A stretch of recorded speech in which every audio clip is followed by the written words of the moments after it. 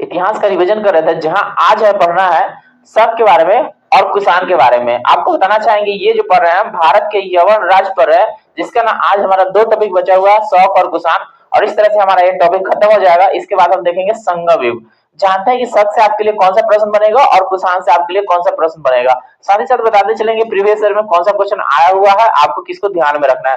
चलिए आगे बढ़ते हैं और जानते हैं इस सब के बारे में डिटेल्स और इसका अध्ययन करते हैं। तो सबसे पहले बताना चाहें कुषाण के बारे में, ये शक के बारे में। तो शक के बारे में आपको बता दें, ये जो यूनानियों के बाद में शक आया, मतलब भारत में जो यूनानी आए थे, इंडो यूनानी, उसके बाद में शक आया, ठीक है।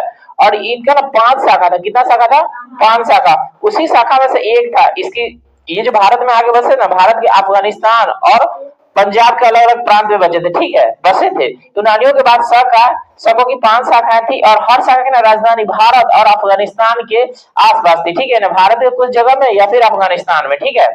कहता है पहला शाखा अफगानिस्तान, दूसरा शाखा पंजाब, ठीक है, और तीसरा शाखा मथुरा, चौथा शाखा पश्चिमी भारत और 5वां शाखा ऊपरी दक्कन में प्रभुत्व स्थापित किया, यानी यहाँ पे अपना राज्य किया, ठीक है। यानी सब कितने शाखा बटे हुए थे? 5 शाखाओं में, ठीक है। और हर शाखा भारत में या फिर अफगानिस्तान में, ठीक है। कह रहा है यहाँ पे प्रथम शक राजा थे माओ। प्रथम शक राजा कौन हुए? माओ। और मूल शक मूलतः ना मध्य एशिया से आए थे। जैसे आर्य कहां से आए थे? मध्य एशिया से। उसी तरह से शक कहां से आए? मध्य एशिया से, ठीक है। यानी मध्य एशिया के निवासी थे और भारत में ना चारागाह की खोज में आए थे। किसकी? चारागाह। ये प्रश्न पूछता है, ये प्रश्न पूछेगा कि शक भारत में क्यों आए थे? चारागाह की खोज में। हालांकि ये भी कहा जाता था कि आर्य लोग है ना, आर्य जिसके बारे में पढ़े हैं, वो भारत क्यों आए थे? चारागाह की खोज में, ठीक है। अब कहां से आए थे? मध्य एशिया से। भारत में कहां आके बसे थे? पंजाब में, ठीक है। तो उसी तरह से ये भी भारत के कुछ हिस्से और या फिर अफगानिस्तान के कुछ हिस्से में आके बसे हैं, ठीक है। लेकिन भारत में ये लोग क्यों आए थे? चारागाह, यानी अपने पशुओं को खिलाने के लिए जो घास फूस होता है उसको खोज में आए थे। जब यहाँ आए तो उनको ना यहाँ की धरती इतना उपजाऊ दिखी और यहाँ की व्यवस्था, यहाँ का मौसम इतना अच्छा दिखा कि वो लोग यहाँ पे बस गए, यहाँ पे बस गए, अपना यहाँ पे राज चलाने लगे, ठीक है। तो आपको पूछेगा कि शक कहाँ आके बसे थे? तो भारत और अफगानिस्तान में, भारत और अफगानिस्तान में। लेकिन आए थे कहाँ से? मध्य एशिया से। या फिर ऐसे क्वेश्चन करेगा कि शक का मूल निवास कहाँ था? तो मध्य एशिया। याद रहेगा ना। भारत क्यों आए थे? चारागाह की तलाश में, चारागाह की खोज में। ये परीक्षा पूछता है, याद रखिएगा, आपसे भी पूछेगा। 58 ईसा पूर्व, ये ना थोड़ा सा याद रखिए। 58 ईसा पूर्व क्यों याद रखिएगा? क्योंकि इससे ना बहुत सारी जानकारी संबंधित है 58 ईसा पूर्व से, ठीक है। तो आपको बताना चाहेंगे 58 ईसा पूर्व, ये यहाँ पे ना बहुत घटना हुई है जिसका ना हिंदू धर्म में बहुत ही उपयोग हो रहा है, ठीक है। बताना चाहेंगे इसके बारे में, आपको डिटेल्स से समझ में आ जाएगा, ठीक है। 58 ईसा पूर्व उज्जैन के एक स्थानीय राजा शकों को ना पराजित करके खदेड़ दिया। मतलब एक उज्जैन है, उज्जैन जगह है, यहाँ के एक राजा थे, ठीक है। वो सबको ना खदेड़ दिए, यानी पीछे हटा दिए। क्या कर दिए? पीछे हटा दिए। उनका नाम है विक्रमादित्य। क्या नाम है? हाँ, यानी कि जब सबसे उनका लड़ाई हुआ था ना, तो सबको पीछे कर दिया, यानी उसको हटा दिए। तो एक उपाधि लिए विक्रमादित्य की। क्या जी का? विक्रमादित्य का, ठीक है। अब लाइन क्या देखिए, 58 ईसा पूर्व में उज्जैन के एक स्थानीय राजा ने शकों को पराजित करके बाहर खदेड़ दिया और न विक्रमादित्य की उपाधि ली। यानी जो उज्जैन के राजा थे 58 ईसा पूर्व में, शक जब आगे बढ़ रहा था ना, उसको रोक दिए, उसको पीछे कर दिए, ठीक है। और वहां से वो उपाधि ले लिए विक्रमादित्य की। क्या जी का? विक्रमादित्य का। अब तभी से ना ये उपाधि चलते रहेगा, चलते रहेगा, चलते रहेगा, ठीक है। यानी अगला जो भी राजा बनेगा ना, वो उपाधि लेगा विक्रमादित्य के, यानी उसके नाम के पीछे टाइटल रहेगा विक्रमादित्य। अब देखिए कहता है उसी समय से विक्रमादित्य एक लोकप्रिय उपाधि बन गई, जिसकी ना संख्या भारतीय इतिहास में 14 तक गई। कितना? यानी 14 ऐसे राजा थे जो विक्रमादित्य की उपाधि लिए थे, ठीक है। कहता गुप्त सम्राट चंद्रगुप्त द्वितीय सबसे अधिक विख्यात विक्रमादित्य थे। तो आपको पूछेगा सबसे अधिक विक्रमादित्य कौन थे? तो गुप्त सम्राट चंद्रगुप्त द्वितीय, ठीक है, चंद्रगुप्त द्वितीय। यहाँ से भी एक संबंध चला है। ये जो 58 ईस्वी है ना, यहाँ पे भी एक संबंध चलेगा, क्योंकि पहला राजा है ना जो विक्रमादित्य का लिया है। तो यहाँ से चलेगा विक्रम संबंध। कौन सा संबंध? विक्रम संबंध, ठीक है। तो देखिए, शकों की अन्य शाखाओं की तुलना में पश्चिमी भारत में प्रभुत्व स्थापित करने वाले शक सबसे लंबे समय तक शासन किए। यानी शकों का जो राजा पश्चिम भारत में शासन किया, पश्चिम भारत में स्थापना किया, पश्चिम भारत में अपना राज्य स्थापित किया, वो ना सबसे ज्यादा दिन तक शासन किया, ठीक है। मतलब गुजरात में चल रहे समुद्री व्यापार से यह शाखा काफी लाभान्वित हुई और भारी संख्या में चांदी के सिक्के जारी किए, ठीक है। यानी कि गुजरात में जो इसकी एक शाखा थी जहाँ पे राज कर रही थी, वहां पे व्यापार चल रहा समुद्री मार्ग से, तो उसको ना बहुत सारा मुनाफा हुआ, बहुत सारा फायदा हुआ, तो वहां पे ना वो कौन सा सिक्का चला है, चांदी का सिक्का चला है गुजरात में, ठीक है। शकों का सबसे प्रतापी शासक था रुद्रदामन प्रथम, चेन लगाइए इसको, याद रखिए, ठीक है। पूछेगा रुद्रदामन प्रथम कौन वंश से था, शक से, कौन से, शक वंश से, ठीक है, यानी शक के राजा थे, बहुत पॉपुलर राजा थे, बहुत प्रतापी राजा थे, बहुत नामी राजा थे, ठीक है। शकों का सबसे प्रतापी शासक हुआ रुद्रदामन प्रथम, जिसका नाम कार्यकाल है 130 से 150 ईस्वी, ठीक है। कहता है गुजरात गुजरात के बड़े भाग पर इनका राज था, ठीक है। इसने कठियावाड़ा की अर्ध शुष्क झील, यानी अर्ध शुष्क झील जिसका नाम है सुदर्शन झील, क्या नाम है, सुदर्शन झील। तो आपको पूछेगा सुदर्शन झील कहाँ है, तो काठियावाड़ा में, कहाँ है, काठियावाड़ा में। और काठियावाड़ा कहाँ है, गुजरात में, काठियावाड़ा कहाँ है। और रुद्रदामन प्रथम कहाँ का राजा था, गुजरात का, गुजरात का, गुजरात का, मतलब शक तो वंश हुआ ना, शक उसका तो कुल हुआ ना, तो उसका है, लेकिन कहाँ का, गुजरात के काठियावाड़ा का, ठीक है। और वहां पे ना काठियावाड़ा में ना एक झील है जिसका नाम है सुदर्शन झील। आपको परीक्षा में पूछता है कि सुदर्शन झील कहाँ है, तो काठियावाड़ा में, काठियावाड़ा में। काठियावाड़ा पड़ता है गुजरात में, गुजरात का एक जगह है काठियावाड़ा, ठीक है। तो सुदर्शन झील है ना, इसका ना सबसे पहले शुरुआत किया था मौर्य, कौन किया था, मौर्य, यानी चंद्रगुप्त मौर्य की बात चल रहा है, ठीक है। अब इसको ना इसका फिर से चालू करवाएगा, इसको कहते हैं जीर्णोद्धार, क्या कहते हैं, जीर्णोद्धार, जीर्णोद्धार। तो आपको पूछेगा कि सुदर्शन झील का जीर्णोद्धार कौन करवाया, तो रुद्रदामन प्रथम, रुद्रदामन प्रथम। अरे मौर्य इसको चालू करवाया था, निर्माण करवाया था, ठीक है। आप लोग के घर में अगर कुआं होगा तो देखिएगा उसमें पानी होता है ना, तो साल 2 साल बाद ना उसको उड़ा किया जाता है, क्यों, साफ किया जाता है, तो उसको कहते हैं जीर्णोद्धार, माने कि गंदा पड़ गया ना उसमें। तो इसी तरह से ये जो आपका झील है ना, सुदर्शन झील, इसको ना ये मरम्मत करवाया था, रिपेयरिंग करवाया था, यानी जीर्णोद्धार करवाया था, कौन, रुद्रदामन प्रथम, ठीक है। और पूछेगा सुदर्शन झील कहाँ है, काठियावाड़ में। और शुष्क माने कि आधा सूख गया है, आधा सूख गया है, तो उसको ठीक करवाएगा तो ना फिर से पानी आएगा, चालू रहेगा, ठीक है। तो सुदर्शन झील को ये क्या करवाया, हाँ, मरम्मत कराया, नहीं जीर्णोद्धार कराया था। परीक्षा में पूछेगा कि सुदर्शन झील का जीर्णोद्धार किस शासक ने करवाया था, तो सर जोर से बोलिएगा तब ना, रुद्रदामन प्रथम। समझ में नहीं आता कि विश्वास है आपके अंदर की नहीं, ठीक है। तो रुद्रदामन प्रथम क्या किया, उसको जीर्णोद्धार करवाया, लेकिन निर्माण कौन करवाया, चंद्रगुप्त मौर्य। तो यहाँ से जो भी क्वेश्चन आया क्लियर रहना चाहिए, ठीक है। अगर फंस गया तो गया, कहाँ से क्वेश्चन घुमा के पूछता है, सुदर्शन झील कहाँ है, काठियावाड़ ऑप्शन में रहेगा, गुजरात रहेगा, तो समझना वही है। पूछेगा सुदर्शन झील का निर्माण कौन करवाया था, फिर वही आवाज, चंद्रगुप्त मौर्य। साउंड अच्छा रहना चाहिए ना, तब ना याद रहेगा। हाँ, अब आपको ये भी पूछ सकता है सुदर्शन झील का निर्माण कौन करवाया था, उसमें ऑप्शन में सुदर्शन झील निर्माण करता चंद्रगुप्त मौर्य ऑप्शन में नहीं रहेगा, रुद्रदामन प्रथम रहेगा। तो समझ लीजिएगा उसी के बारे में बात कर रहा है, ठीक है। उसी के बारे में आपसे क्वेश्चनर पूछना चाह रहा है कि आप क्या जवाब देते हैं, क्योंकि उसमें चंद्रगुप्त के बारे में चर्चा नहीं है, तो आप इसी से पूछना चाह रहा है आपको कि रुद्रदामन प्रथम के बारे में आप जानते हैं कि नहीं, ठीक है। तो जब पूछेगा कि चंद्रगुप्त झील का निर्माण कौन कराएगा, ऑप्शन में आपको चंद्रगुप्त नहीं रहेगा, तो आपको रुद्रदामन प्रथम ही मानना है, ठीक है।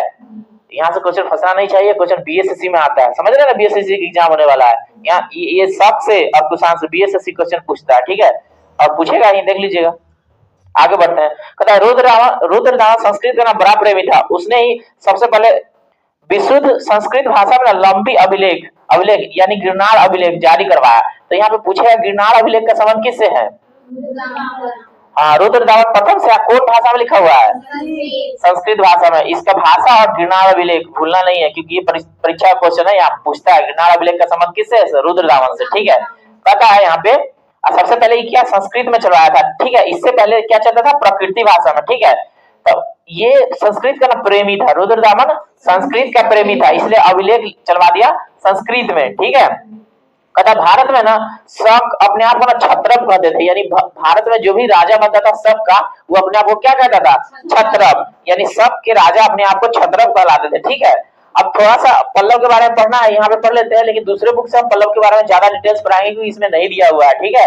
तो देखिए पल्लव के बारे में पता, पश्चिमोत्तर भारत के में शकों के आधिपत्य के बाद पार्थियन लोगों का आधिपत्य हुआ। सबसे प्रसिद्ध पार्थियाई राजा था गोंडो फर्निसस, गोंडो फर्निस। इसी के शासन काल में ना सेंट थॉमस ईसाई धर्म प्रचार के लिए ना भारत आया, ठीक है। और यहाँ पे बताया कि पार्थियन लोगों ने मूल स्थान ईरान था। जब पार्थियन भारत में आए तो इसका मूल स्थान ईरान था। अब दूसरा बुक पढ़ाएंगे ना तो वहाँ पे पल्लव के बारे में बहुत सारा जानकारी दिया हुआ, उसमें पढ़ाएंगे, लेकिन इसमें थोड़ा ही है। ठीक है, तो शक में आपको क्या रखना है, मध्य एशिया से आए, यहाँ पे पशु चराने के लिए, चारागाह खोजने के लिए आए। ठीक है, इसमें विक्रमादित्य की उपाधि आपको कैसे चालू हुआ, 58 ईस्वी पूर्व से। यहीं से एक हम लोग का हिंदू धर्म है ना, जानते हैं ठाकुर प्रसाद वाला, हाँ जानते हैं ना, वो यही संवत पे है, यही विक्रमादित्य संवत पे चलता है। ठीक है, ठीक है, मुस्लिम लोगों का हिजरी संवत है, हिंदू लोगों का है वही, यही से चालू हुआ विक्रमादित्य संवत ना, यही से स्टार्ट हुआ 58 ईसा पूर्व से। ठीक है, हिंदू धर्म में जो शादी था चैत बैसाखी से कहते हैं ना, इसी पर है, इसी पर है, यही काल पर चलता है वो। ठीक है, इसी के समय से पीरियड से चलता है। ठीक है, आगे आपका कुषाण के बारे में देखिए, यहाँ से प्रश्न आता है। ठीक है, और रुद्र दामन पर वो झील नहीं भूलिएगा। ठीक है, कौन, सुदर्शन झील, परीक्षा में पूछता है सुदर्शन झील के बारे में। ठीक है, कहता कुषाण के बारे में, पल्लव के बाद ना कुषाण आए, यानी यानी जब पल्लव चले गए तो उसके बाद क्या है, कुषाण आए। और ऊपर आप पढ़े थे सब के बाद पल्लव आए थे। ठीक है, कहता ये यूची तथा तोखली भी कहला, यानी इसका ना कबीला का नाम है, क्या नाम है, यूची तथा तोखली, किसका, कुषाण के। ठीक है, यानी कुषाण लोग ना यूची और तोखली कबीला के थे। ठीक है, कबीला समझते हैं ना, जहाँ पे लोग रहते हैं एक साथ, वो कबीला बनता है। ठीक है, यूची नामक एक कबीला 5 कुल में बटा हुआ था, यानी यूची नामक कबीला है ना, फिर 5 कुल में बटा हुआ, अलग अलग कुल का। ठीक है, उन्हीं में से एक कुल के कुषाण थे। कुषाण वंश के संस्थापक कुजुल कटपिसेस, परीक्षा में पूछता है, चिन्ह लगाइए। कुषाण वंश का संस्थापक, कॉन्फिडेंस नहीं है आवाज में, कुषाण वंश का संस्थापक, साउंड रहेगा तेज तभी कॉन्फिडेंस आएगा। ठीक है, कुषाण वंश का संस्थापक कुजुल कटपिसेस।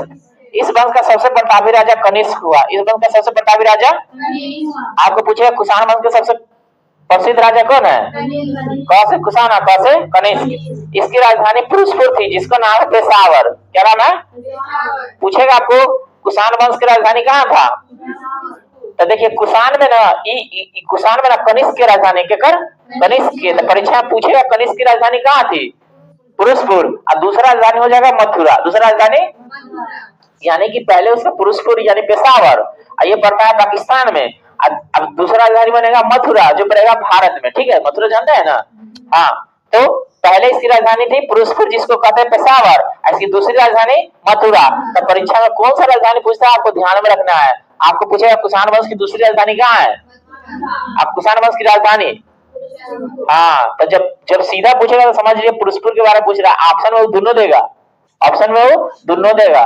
ठीक है, आप वहां पहला दूसरा नहीं लिखेगा, जब दूसरा पूछना है तब दूसरी राजधानी लगा के पूछेगा, आज जब राजधानी सीधा पूछना है तो पूछेगा कुषाण की राजधानी कहाँ थी, पुरुषपुर, यहाँ पे फंसना नहीं है मथुरा में जाकर के। ठीक है, क्योंकि वो दूसरी राजधानी थी, जब वो दूसरी लगा के पूछे तब मारिएगा वो, या पूछेगा निम्नलिखित में से कुषाण की राजधानी कौन सी थी, तब इनमें से दोनों, इनमें से दोनों, यानी पुरुषपुर भी और मथुरा भी, तब दोनों आंसर होगा। ठीक है, ये फंसाएगा ही क्वेश्चन आपको। ठीक है, आप ठीक से समझिए, यहाँ से आता है क्वेश्चन। तब कनिष्क ने 78 ईस्वी में गद्दी पर बैठने के समय एक संवत चलाया। अब देखिए, ये अब ईस्वी पढ़ रहे थे ना पूर्व, अब 78 ईस्वी देखिए, ईस्वी। ठीक है, तो यहाँ पे विक्रम संवत चला था, यहाँ पे शक संवत चलेगा। ठीक है, उल्टा बढ़ा दिया कि यहाँ पे शक संवत, यहाँ पे विक्रम, ये विक्रम संवत से ही संबंधित है। ठीक है, विक्रम संवत से संबंधित है, विक्रमादित्य था ना, तो विक्रम संवत से संबंधित है। अब देखिए इसके बारे में। ठीक है, कनिष्क ने 78 ईस्वी पूर्व में गद्दी में बैठने के समय एक संवत चलाया। ठीक है, जो शक संवत चलाया। ठीक है, ये कौन चलाया, शक संवत, शक संवत, ये जो शक संवत क्या होता है, ये होता है आपका, ये इसी से समय का निर्धारण होता है। देखो यहाँ पे विक्रम संवत चला था, क्यों, क्योंकि विक्रमादित्य के उपाधि लिया था ना, यही 58 ईसा पूर्व में जो विक्रमादित्य बैठा था, तो विक्रम संवत चलाया था ना, जिसी पर ना हिंदू कैलेंडर आधारित है। हिंदू का कैलेंडर कौन सा है, विक्रमादित्य वाला। ठीक है, ठीक है, आई है शक संवत, ये भी एक संवत चलाया। ठीक है, तो ठाकुर प्रसाद वाला समझ गए, इस शक संवत का ना भारत सरकार इस्तेमाल करता है। ठीक है, भारत के जो आपका जनवरी फरवरी से चल रहा है, इस सब संवत पर आधारित है। देखिए इसके बारे में देखिए, कनिष्क ने 78 ईस्वी में गद्दी पर बैठा और बैठने ही एक संवत चला जिसका नाम है शक संवत, जिसे भारत सरकार द्वारा प्रयोग में लाया गया। ठीक है, तो पूछे भारत सरकार कौन सा कैलेंडर इस्तेमाल करता है, तो शक संवत, शक संवत पर आधारित। लेकिन आप अंग्रेजी जो कैलेंडर देखते हैं ग्रेगोरियन कैलेंडर है, पढ़ा है ना, ग्रेगोरियन कैलेंडर, अंग्रेजी कैलेंडर देखते हैं ना, जनवरी फरवरी मार्च अप्रैल में, ये सब ग्रेगोरियन कैलेंडर पर है। ठीक है, इसके बारे में पढ़ाए हुए हैं, ध्यान में रखिएगा। कहता बौद्ध धर्म की चौथी बौद्ध संगीत कनिष्क के शासन में काल में, वह परीक्षा पूछता है कि चौथा बौद्ध संगीत किसके समय हुआ था? कनिष्क के शासन काल में। अगर ये भूल गए तो गया के नंबर, ठीक है, याद रखिए। बौद्ध धर्म का चौथा बौद्ध संगीत कनिष्क के शासन काल में हुआ। कहाँ हुआ? कुंडलवन में। कुंडलवन कहाँ पड़ता है? कश्मीर में। अब प्रसिद्ध बौद्ध विद्वान थे वसुमित्र। कौन थे?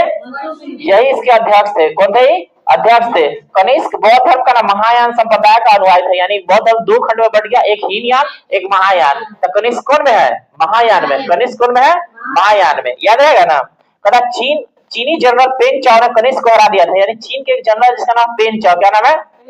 जब कनिष्क के साथ लड़ाई हुआ था ना, कनिष्क ने इससे हार गया था, कनिष्क से हार गया था, ठीक है। तो आपको पूछेगा तो कनिष्क किसके हाथों हार गया? तो परीक्षा में आपको पेंचाओ नहीं देगा, आपको लिखेगा चीन, आपको लिखेगा चीन, ठीक है, याद रखिएगा। अब पेंचाओ रहे चाहे चीन रहे, आपको समझ लेना है, ठीक है। कहता किसानों के उत्तरी पश्चिम भाग में सर्वाधिक संख्या में तांबे के सिक्के जारी किए। देखिए, शक वाला चलाया था चांदी के, ई चला दिया तांबा के, लेकिन कहाँ पे? उत्तर और उत्तर पश्चिमी भाग में। कनिष्क का राजवैद्य था आयुर्वेद के विख्यात विद्वान चरक। तो पूछे चरक किसके दरबार में? अभी चरक को भी ना बोलिए, चरक जो है ना, चरक आयुर्वेद के ना, आप एक ये पितामह है, आयुर्वेद के पितामह है। आयुर्वेद समझते हैं ना, जिसका कोई साइड इफेक्ट नहीं होता है, ठीक है। तो आयुर्वेद के बहुत अच्छे विद्वान थे चरक, ठीक है। किसके दरबार में रहते थे? कनिष्क के दरबार में रहते थे। आज भी इनके द्वारा ना बताया गया आयुर्वेद चल रहा है, लेकिन किताब पढ़िएगा तब ना, ठीक है। आपको किताब रहेगा तब ना। चरक संहिता क्या लिखे थे? जितना जो डॉक्टर है ना, इस सब इनका किताब पढ़ता है, ठीक है, तभी उसमें से इलाज निकालता है, आप लोग को देता है, लेकिन आप यहाँ तक पहुंचेगा तब ना, ठीक है। तब पूछेगा चरक संहिता का लेखक कौन है? तो चरक। जानते हैं जैसे चरक संहिता, जैसे चरक, याद रखिएगा, परीक्षा में पूछेगा। तो कनिष्क राजवैद्य आयुर्वेद का विख्यात विद्वान चरक था, जिन्हें चरक संहिता की रचना की, जो भारतीय चिकित्सा शास्त्र का विश्वकोश है, ठीक है। तब पूछेगा आपको भारतीय चिकित्सा शास्त्र का विश्वकोश क्या है? चरक संहिता। चरक मतलब उनके द्वारा लिखा गया किताब, ठीक है, चरक संहिता। इसी में सारा चीज लिखा हुआ, पढ़ेगा तो ऐसे ज्ञान हो जाएगा आपको, ठीक है, बिहार से डॉक्टर बन जाएगा, लेकिन पढ़वे नहीं करिएगा आप। कहता महाविभास सूत्र रचनाकार वसुमित्र। एक किताब का नाम है, नहीं, किताब का नाम है महाविभास, इसको लिखे है वसुमित्र, ये भी परीक्षा में पूछता है, ठीक है। महाविभास के लेखक कौन है? वसुमित्र, याद रखिए, क्वेश्चन पूछेगा यहाँ से। इसी से ही बौद्ध धर्म का नाम विश्व कोश कहते हैं, यानी जब पूछे बौद्ध धर्म के विश्व कोश कौन है, तो महाविभास। कौन लिखा है? वसुमित्र, यानी बौद्ध धर्म का विश्व कोश कहलाता है महाविभास सूत्र। महाविभास सूत्र। कनिष्क के राज कवि थे अश्वघोष। कौन थे? अश्वघोष लिखे हैं बुद्ध चरित्रम। क्या लिखे हैं? इसको कहते हैं बौद्ध धर्म का रामायण। क्या कहते हैं? तो बौद्ध धर्म का रामायण पूछेगा तो क्या कहिएगा? बुद्ध चरित्रम। इसको लिखा कौन है? अश्वघोष। पूछेगा अश्वघोष किसके दरबार में रहते हैं? कनिष्क के दरबार में। किसके दरबार में? कनिष्क के दरबार में, याद रहेगा ना। आगे बढ़ जाते हैं। कथा वसुमित्र, पार्श्व, नागार्जुन, महाचेत और संरक्षक भी कनिष्क के दरबार में विभूति थे, यानी कि कनिष्क के दरबार में रहने वाले ये सब विद्वान है, ठीक है। क्या क्या नाम है फिर से सुन लिया? वसुमित्र, पार्श्व, नागार्जुन, महाचेत और संरक्षक। यही नागार्जुन है, उन्हें नागसेक के आंसर और मीनांडर के प्रश्न, किताब का नाम है मिलिंद बनो, यही नागसेन है, ठीक है, जिसको नागार्जुन कहते हैं, ठीक है, याद है ना। तो यही किसके दरबार में था? कनिष्क के। कहता भारत का आइंस्टीन नागार्जुन को कहा जाता है, पूछबे करेगा भारत का आइंस्टीन कौन है? भारत का आइंस्टीन कौन? भारत का आइंस्टीन पूछता है परीक्षा में, याद रखो, भारत का आइंस्टीन कौन? ये पूछेगा आपसे। इसकी पुस्तक है माध्यमिक सूत्र। क्या है? तो आपको पूछेगा कि माध्यमिक सूत्र के लेखक कौन है?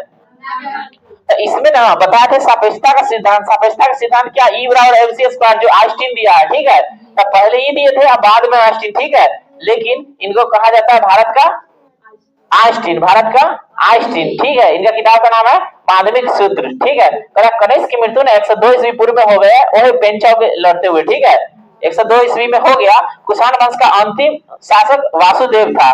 तो अंतिम शासक तो अभी तक नहीं पूछा है, लेकिन ध्यान में रखिएगा, कुषाण का अंतिम शासक वासुदेव। कुषाण राजा देव पुत्र कहलाते थे। कुषाण के जो भी राजा था ना, अपने आप को देव पुत्र कहलाते थे। क्या कहलाते थे? ये देव पुत्र का जो उपाधि लिया था ना, चीन से लिया था। किससे? मतलब चीनी से। चीनी मतलब खाया वाला चीनी नहीं, चीन के जो राजा है ना वहां से, यानी चीन देश है ना वहां से, माने कि वो लोग इसको उपाधि दिया था, ये लोग उसको उपाधि दिया था। यानी कुषाण राजा अपने आप को क्या कहलाते? देव पुत्र। यह उपाधि कुषाणों को ना चीनियों से मिली थी। कहां से? चीनियों से। जो चीन में रहता है उसको चीनी, भारत में रहता है भारतीय, ठीक है। गंधार शैली एवं मथुरा शैली का विकास कनिष्क के शासन काल में हुआ था। यानी एक तरफ गंधार शैली, एक तरफ मथुरा शैली, दोनों का विकास कनिष्क के समय में। कनिष्क न रहा तो आंसर में कुषाण, ठीक है, कुषाण बच गया नहीं। मथुरा मथुरा संग्रहालय में ना कुषाण कालीन मूर्तियों का ना संग्रह अधिक मात्रा में, यानी मथुरा वो जगह है जानते हैं उत्तर प्रदेश में, वहां अपने एक संग्रहालय है। तो कुषाण से संबंधित जो भी पूरा विशेष है ना वो सब सबसे ज्यादा कहाँ है, मथुरा में, ठीक है, मथुरा संग्रहालय में, ठीक है। कहता गंधार कला के लिए तक्षशिल प्रसिद्ध था, तक्षशिला, यही तक्षशिला जहाँ के चाणक्य थे, जहाँ के चाणक्य थे, ठीक है। यानी गंधार कला का संबंध किससे है, तक्षशिला से। कहता रेशम मार्ग पर नियंत्रण रखने वाला शासक था, सबसे प्रसिद्ध था कुषाण वंश। कौन था, कुषाण। यानी रेशम का जहाँ से खरीद बिक्री होता था, आधा ज्यादा था, वो ना इसके कंट्रोल में था। ये पूछेगा आपको कि रेशम मार्ग पर नियंत्रण कौन रखा था, कुषाण। कुषाण में भी कौन, कनिष्क, सबसे प्रतापी राजा है ना जी, यही। तो रेशम मार्ग पर नियंत्रण रखने वाला शासक में सबसे प्रसिद्ध कुषाण थे, और कुषाण में भी कौन, कनिष्क। कुषाण साम्राज्य के मार्ग पर सुरक्षा का प्रबंध था, यानी आने जाने वाला रास्ता था ना वहां पर सुरक्षा था, कोई यात्री को कुछ नहीं कर सकता कोई, ठीक है, इतना हार्ड सुरक्षा था, ठीक है। तो रेशम मार्ग का आरंभ कनिष्क करवाया था। यहाँ पूछेगा रेशम मार्ग का प्रारंभ कौन करवाया, कनिष्क न रहा ऑप्शन में तो कुषाण। एक मतलब कुषाण के बारे में पूछ रहा है, किसके बारे में पूछ रहा है, कुषाण के बारे में। तो रेशम बनाने की तकनीक का आविष्कार ना सबसे पहले चीन में हुआ था। कहाँ हुआ था, तो देखिए लिखने का कला भी चीन में है, ठीक है, और रेशम बनाने का कला भी चीन में है। तो ध्यान रखिएगा, बीपीएससी क्वेश्चन पूछा है, लिखने की कला का आविष्कार कहाँ हुआ, तो चीन में। आपसे पूछेगा तो रेशम बनाने की तकनीक चीन में। कहता है मथुरा साटक नामक एक विशेष प्रकार के वस्त्र निर्माण का केंद्र है। मतलब कपड़ा निर्माण की ना एक कला है साटक, जिसको जीआई टैग मिला था, पढ़े थे ना, हाँ वही साटक है, ठीक है। तो साटक से ना वस्त्र निर्माण होता है, क्या होता है, वस्त्र निर्माण। तो मथुरा साटक नामक विशेष प्रकार के एक वस्त्र का निर्माण केंद्र था, ठीक है। उस मतलब एक साटक एक जगह जहाँ से ना वस्त्र निर्माण होता है, ठीक है। आगे आपका कुषाण काल में सबसे अधिक विकास ना वास्तुकला के क्षेत्र में हुआ। वास्तुकला क्या होता है, जैसे घर निर्माण, भवन निर्माण, आलीशान भवन, ये सब बनता है, इसको कहते हैं वास्तुकला, ठीक है। तो पूछेगा कुषाण के काल में सबसे अधिक किसका विकास हुआ, वास्तुकला के क्षेत्र में, ठीक है। इसी काल में ना बुद्ध की ना खड़ी प्रतिमा का निर्माण हुआ। बुद्ध भगवान देखते हैं ना, तो बुद्ध भगवान का खड़ी प्रतिमा सबसे पहले कब बना, कुषाण काल में, ठीक है।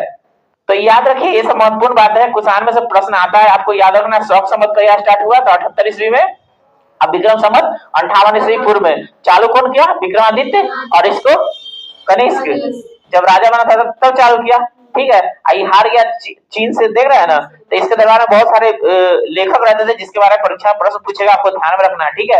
नेक्स्ट टॉपिक हमारा होगा संगम, जहां से इसके बारे में पढ़ेंगे और जानेंगे कि आपके लिए महत्वपूर्ण है, ठीक है।